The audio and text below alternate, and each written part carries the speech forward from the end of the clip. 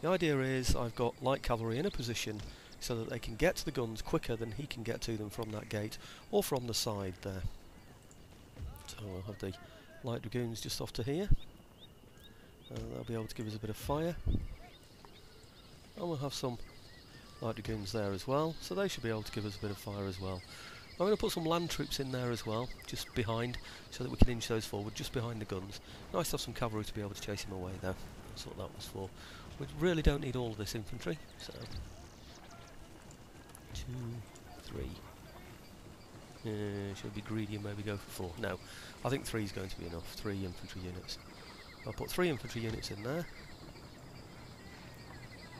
I think that is probably adequate given the circumstances. Let's speed this game up a little. You'll notice that his reinforcements have appeared here.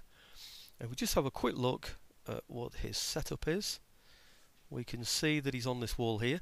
The idea is to get into a position where we can fire at him and he is unable to fire his cannons at us because he hasn't got anything that will lob missiles at us. You see he's got a pretty good view though of the whole of the battlefield. Oops, see that? See that? So really wherever I go he's going to be able to fire at us. He's only got citizenry there though, so I'm not too worried about the kind of damage that he can do. Can't really allow myself to be too worried about that. The idea is that I don't want to be fighting over the walls if I don't need to be fighting over the walls. It's just going to cost me lives. Get him away from those walls there, and then what I can do is move the artillery up closer and then fire at him inside the main city there as well. So it's going to be a bit of a boring game to watch, so there'll be lots and lots of cuts and pasting in this bit. Okay, here we are virtually set up, the infantry getting themselves into position, so are the cavalry. We should have plenty of men here to be able to handle anything that he throws at us, and we're going to be shelling these chaps inside here. Oh, that's a nice firework display for us, isn't it? Just slow this down a little bit so we can take a good look at what we've got inside. Here we go. What have we got there? 47 out of 60 already, so he's already lost 13 men from there. These are still at full strength, but maybe if we fire... No, I'm going to leave them to choose their own targets. If you give them a target and those men then move somewhere out of range, then it causes problems, so it's better off just letting them find their own range. We are going to have to move them a little bit closer, of course, because you can see what's happening here. We've got... we're not going to be able to reach into the centre, and the idea of this is going to be to incur the maximum number of casualties on him without taking any ourselves. So he's rushing out to come and get us. This is our opportunity to cause some casualties. We've got so many men around here that we can form square, do anything we like. He's highly likely to be coming towards these guns, I would imagine. Where is he? There he is. Oh no, he seems to be going off this way, which means he's found something that he can hit. Oh yes, he has. Some VOC infantry. We've left them out there on a limb.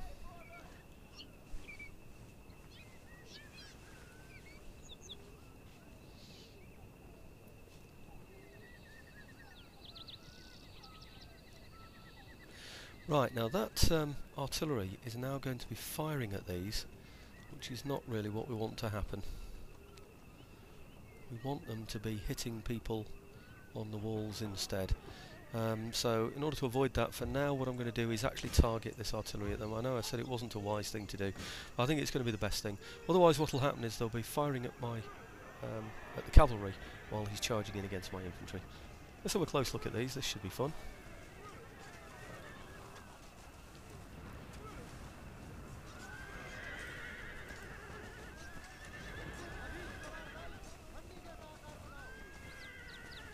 No way you should be able to win against a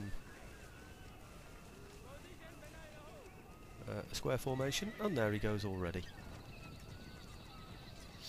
Now what should happen is he should run straight back into that fortification. That would be the normal thing to do, but having said that, he came on as reinforcement, so that might not necessarily be the case.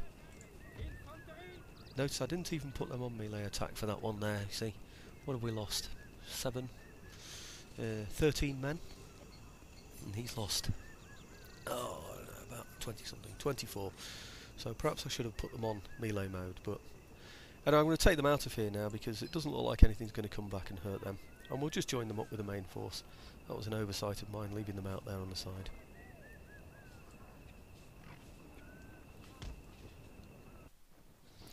Well, he seems to have decided that he wants to bring his infantry out again, see if he can do me some damage. It's only Phylocarm's citizenry, so we're really not too worried about it. We will just get a couple of infantry units to face him now there. Rush those into position. These are almost already in position anyway, so we'll leave those there. And these are the horse behind. They're my dragoons. They should be able to fire over the top.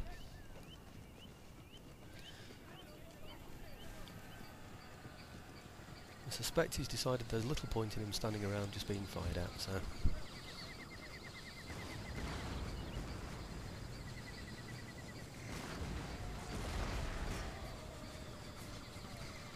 What I'm going to do is target the troops that he's got inside there, inside the fort, instead of these, because these are getting dangerously close to my own men. Notice we can fire from a distance here as well.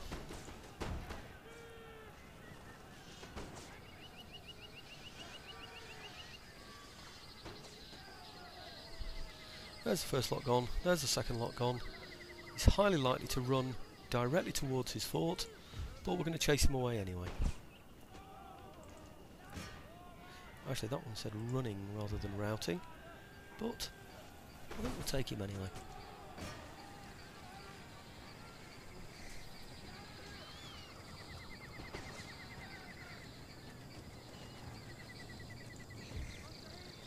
Just take those off firing for a minute so they don't shoot at my own men.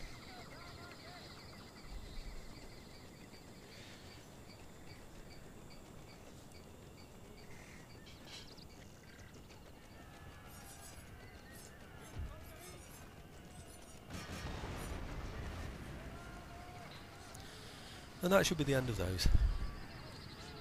Continue our firing now over here. See the firework display still going on. I will take out some of these men that he's got in here.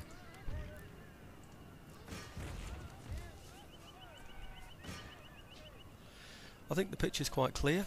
Those lancers, by the way, they came back into the game, which is good because it means I get a chance to wipe them out. He's got something over here as well. What are those? Sikh musketeers. Ah, he's got 120 of those as well. We do need to be aware that they might come into the game as well.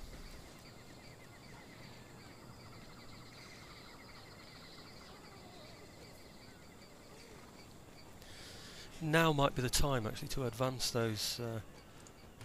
To advance these, the guns, so that we can get them into a position where we can start firing into the settlement there.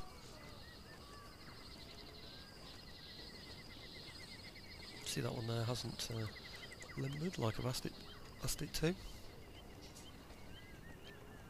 It's a pain, sometimes you have to double click those to make sure they do get limbered.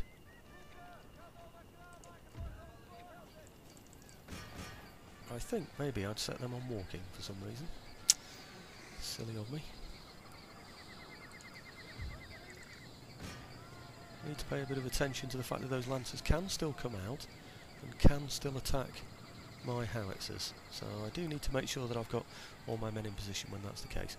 Okay, so what I'm going to do now is reform everything. We're chasing those routers away. We'll reform everything much closer to the city walls so that we can pound him from inside. Okay, you can see what's happened. While we were reforming ourselves, he brought his Burger Lancers out again, so we've had to commit our cavalry to clear those away as quickly as we can.